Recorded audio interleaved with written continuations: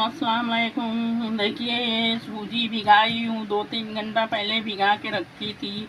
ये फूल गया है। इसमें गाजर, शिमला मिर्ची, प्याज डाली हूँ, नमक हल्दी थोड़ा डाल के बना रही हूँ उत्तपा। देखिए उत्तपा बना रही हूँ। ये हमारा हो गया है। अब धीरे धीरे होता है, तेज आंच से जल जाएगा, धीरे धीरे लाल करना। ये बना दी हूँ। बहुत अच्छा लगता है टमाटर के सॉस के साथ।